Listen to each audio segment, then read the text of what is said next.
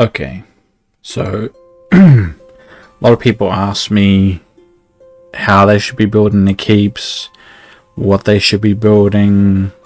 They're confused about what they should prioritize, those kind of things. So I thought I'd talk about this a little bit. There's three types of keeps that I've seen, and there may be more specialized ones I haven't seen. I'm pretty new to the game, so if you want more or more can be added, that'll be up to Max and Britt and Mrs. P, other people who are more veterans. But from my experience, this is what I've seen. This is what I've seen talked about the most. So you have the T1 trap. It's the numbers are what is required to make it work in the current meta, like the current builds that most people have. I think this kind of setup is set up for someone with who's a K30, a K40 to K45 with 2,000 to 4,000% buffs. You need these kind of meat wall numbers to withstand attacks and to win in the points exchange. I don't have as much experience with it. Obviously, I don't have a keep this big, but this is what I've learned, this is what I've seen, and what I've been told, so I will trust it. And the T1 trap is a purely defensive keep, and the only offense it has is you have one march of high tier ranged, which you will use to reinforce buildings or reinforce other players. So say there's a alliance rally on one of our alliance mates, you chuck your troops in there to score some points in the defense, and then you'll heal them, and then you'll ghost them, and you'll wait till they're required again. The other one is the one march of high tier ground, which is essentially for the same thing, but is more to defending than attacking, than joining an attack. And you would only have these two marches because that's all you'd want to ghost, and you'd want to keep them safe, and you have them in there when you get scouted, so the person can see them and can see that there's some points available, and then you ghost them once you've been scouted. And if someone doesn't scout you, someone just sends an attack, you'd port out of the way, you wouldn't even bother, or you'd look at it and see if there's like one or two smaller keeps, you'd do the points exchange and you'd win it, and then you'd heal that back, and you'd be pretty happy with that. But if it was, say, like a whole alliance rally or something, you'd want to just have that miss you. You wouldn't want that to hurt you. You're more strategic, more fast, because you need to be able to see a scout coming, see an attack coming, see a rally coming, understand what kind of rally it is, whether you should take it or not, because it's a lot of troops, and you don't want to just lose it for no reason. You want to win the power exchanges, and you're not going to have attack marches or as many attack marches as everyone else to make up those points. You're relying on winning those single defenses, and it's very good for something like SVS, something like Battlefield, where a whole alliance is just going to find you, make you run out of ports, and just hammer you till you're gone. Not as good. But something of SVS, winning the points exchange in SVS, very, very good. It's the most common. Most people build towards it before they decide where they want to go. So that's, you build up to 1 million of each troop type of all tiers, and that's when you really have to decide what you're going to go into, because from then on, anything you build that's extra might lose you points, it might be something you have to dismiss and just waste resources, it might be just useless and sit there and do nothing. So when you have 1 million of everything, up to like tier 14 maybe. So when you're going to have to decide really what the future of your keep is, what your play style is. I know a lot of people who have a lot of resources, a lot of time, a lot of motivation, a lot of energy, good progress. They're going to hate this play style because it's fast and it requires a lot of active thought and experience and skill, which for us news players, that's not as easy. On the converse side of that is the brawler type, which I really like, which is what most people will become after they realize the T1 is not what they want to do. They will build the meat walls and then they will actually just go straight into the offensive marches. So what it is, you do 1 million of each tier, and they're just to pad any attacks that come through that you don't deal with, to kind of just deal with smaller attacks really, and join as layers. They're just layers.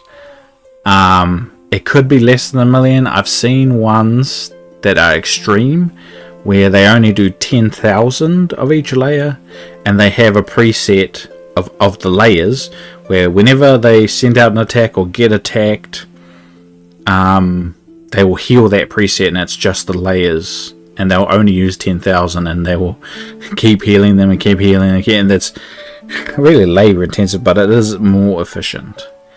I would say build up a little bit more than that, but that's the efficient way to do it.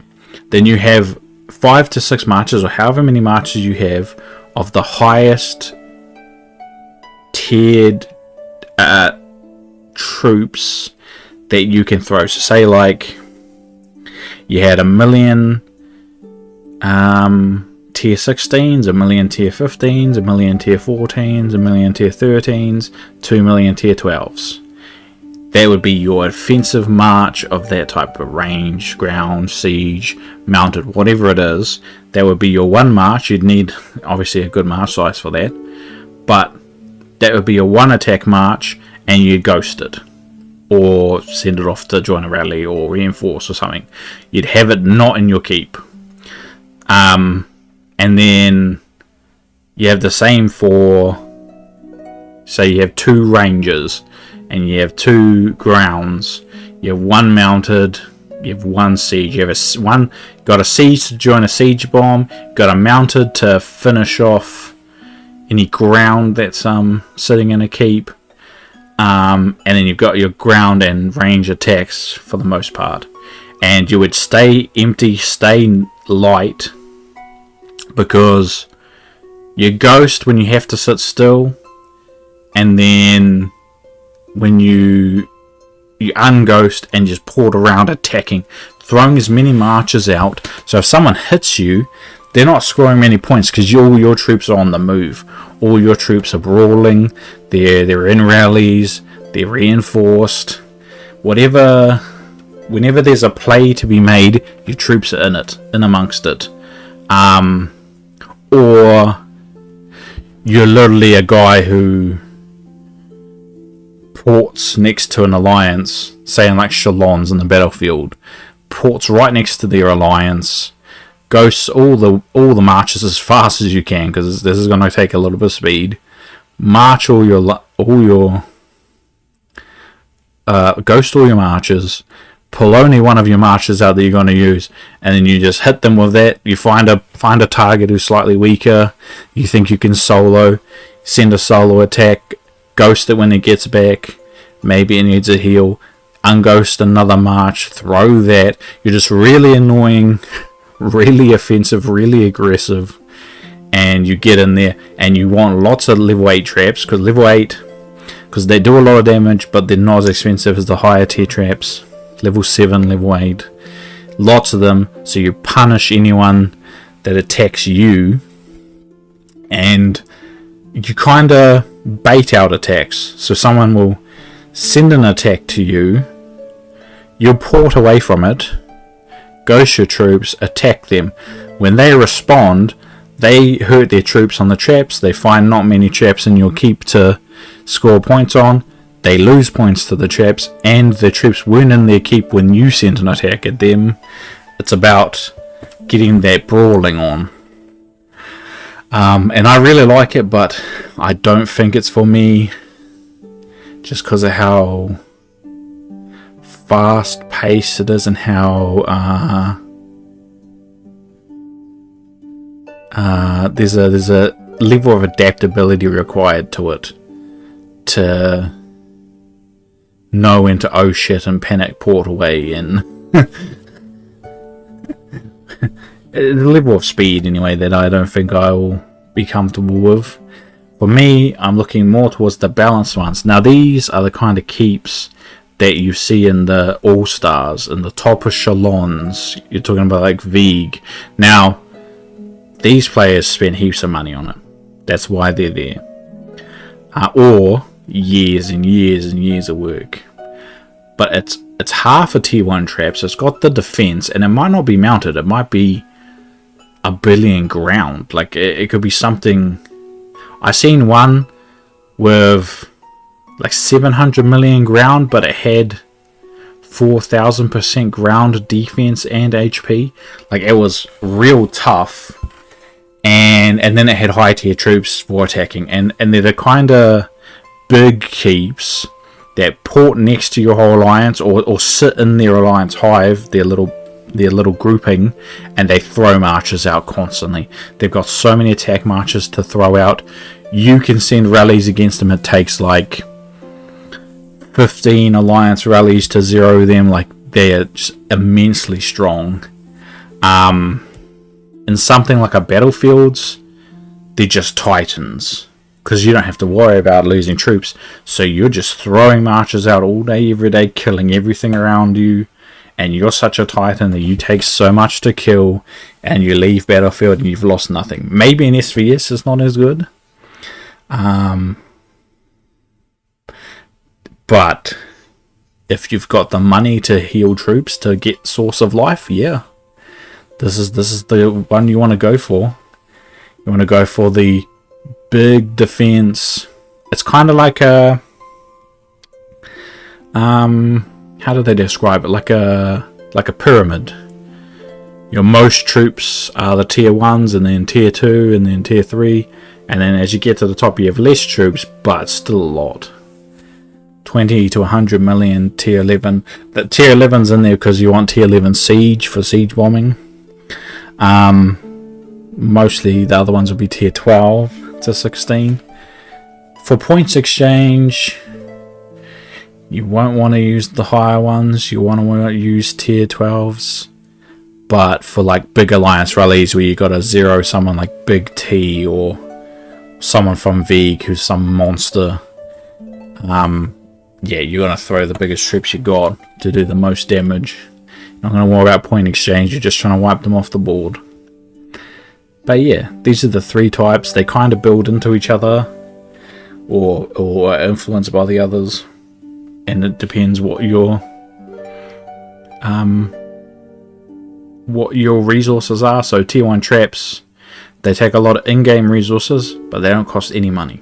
Very easy. Brawler costs a little bit of money if you need a heal constantly. Like, say you're a brawler in SVS, you need the Source of Life to keep your attack marches going. And then the balance obviously just costs a lot because it is a lot. But if you're like a Battlefield, if you've built a balanced keep for Battlefield like they do in Echelons and All-Stars, there's just a matter of growing over time and not losing any of your progress. Always being bubbled. Don't mess around with SVS if they've got someone like, I don't know what the equivalent, like to us it would be someone like Deadpool. I don't know who the equivalent is for someone this size. Someone just sort of come in and zero them overnight. You say your bubble lapsed overnight. Yeah. But these are the kind of setups to work towards. There's other things that are a part of that, like if you want to do barbs, you're going to need to do either big marches, like massive marches of tier 12s, or you're going to want to do like tier 14 siege, I think, is the later ones for like the 800 millions. There's having higher tier mounted if you want to do monster rally setting, but for points exchanges they will lose a lot of points, so those will have to be ghosted or bunkered. So it's a balancing game of that. Something like a brawler, you can have tier 16 mounted, doesn't matter, you're gonna ghost them. You don't care. They're never gonna hit them. They'll kill some when you attack with them, but they'll never hit it in your keep.